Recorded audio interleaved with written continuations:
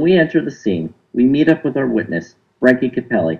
We have asked him several questions regarding what happened when he first found the victim. He states, "I found her body in the fridge as I was gathering ingredients for one of the dishes at approximately 9:15. I noticed that there have been many fights between her and her partners. Their names are Corin Gilbert, Sam Trena, and Alex Eng. It was mainly about what dish she should make and what ingredients she should add to it. Heather has a reputation for doing things her own way. So far, she's been nominated as the best chef out of all the Culinary members. Many resent her for it and wish that she'd leave. I guess someone now has taken the initiative to eliminate her permanently." After speaking with material witness Frankie Capelli, we begin our investigation of the scene of the crime. The rest of the team takes the body out of the room to bring it in to Dr. G for further examination. Before gathering evidence, we enclose the area near the fridge and food pantry with our crime tape.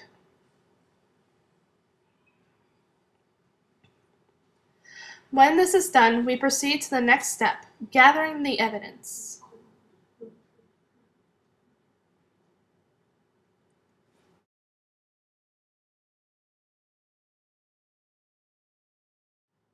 From our dead judge case, I have taken a sample of the soup the judge ate and brought it back to the toxicology lab to find any suspicious toxins.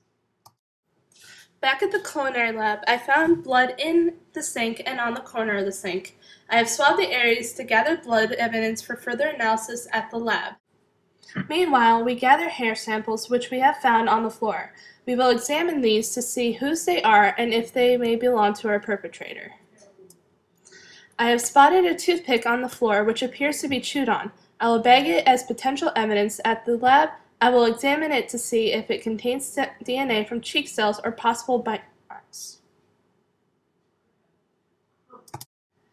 On the floor near the fridge, there is a kitchen knife and a puddle of blood.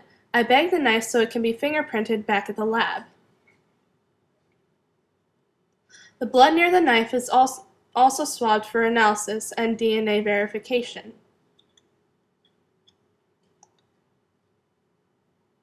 We have taken each of the suspects' coats and brought them to the lab to be looked over.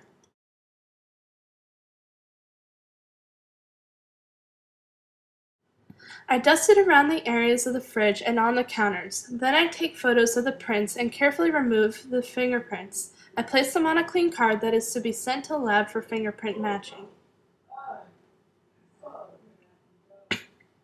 On the tile floor of the kitchen, I found a shoe print, possibly made by the shoe that the killer was wearing. After taking a couple photos, I lift the print using a special paper that will be sent to the lab to be matched with the identical shoe tread.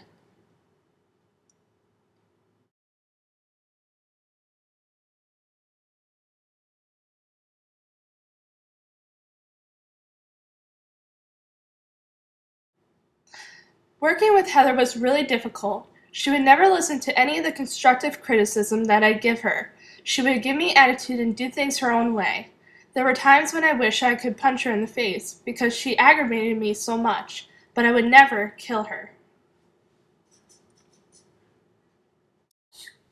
I did find Heather to be at times, and she didn't like to hear constructive criticism from anyone. Even when we went along and did what she wanted, she still complained. No one could live up to her expectations. And no, I didn't kill her. When I tried to ask Corin some questions, the only statement I got was, "I plead the fifth."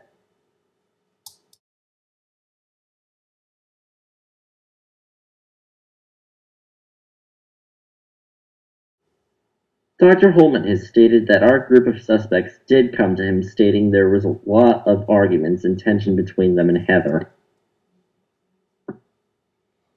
He also stated that Sam came to him seeming concerned about Corin. She mentioned that he has had some unusual behaviors since the competition. When Dr. Holman called Corin down, he described that Corin's body language indicated anger and hostility. Noticing this, Dr. Holman was greatly concerned and wanted to get the school involved, but because there wasn't anything verbally said that would warrant any immediate intervention, he could only be concerned about the level and intensity of his anger.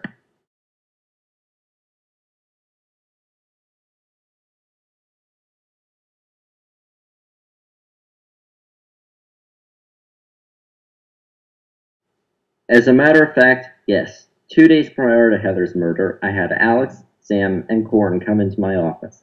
They said that they had a confrontation down in the gymnasium. This was between them and Heather.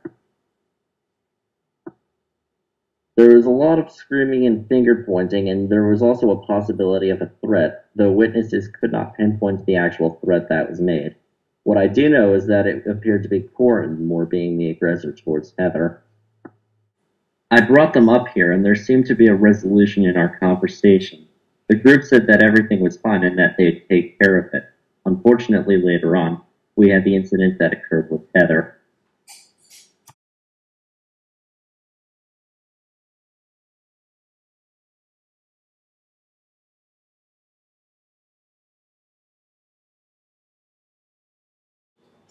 Chef Z confirmed that Heather was in fact full of herself, rough with her group, arrogant, and her leadership skills weren't as polished as they should be. Therefore, she did anger some people.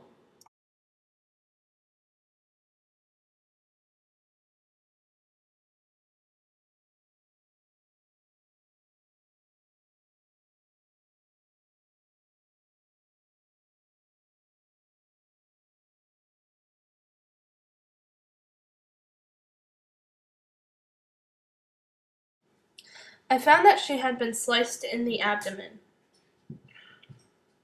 I found bruising and lacerations at the back of the skull. There's a clear evidence of trauma, and I did discover a cranial fossa fracture. She had multiple stab wounds to the chest. I found evidence of strangulation due to marks at the front of the neck as well as bruising to the back of the neck, indicating that the spinal cord was snapped.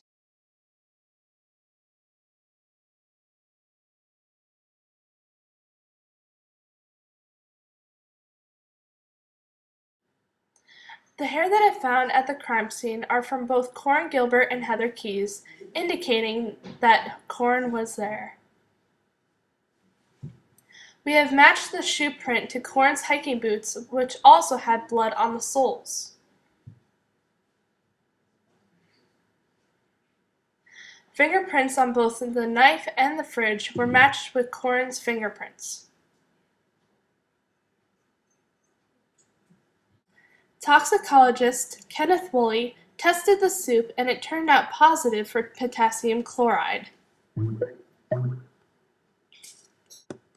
After looking at each of the lab coats, we found traces of blood on Corin's chef coat, as well as remnants of potassium chloride in one of the pockets, the same toxin that was found in the judge's soup. The toothpick unfortunately did not have anything we could grab DNA from.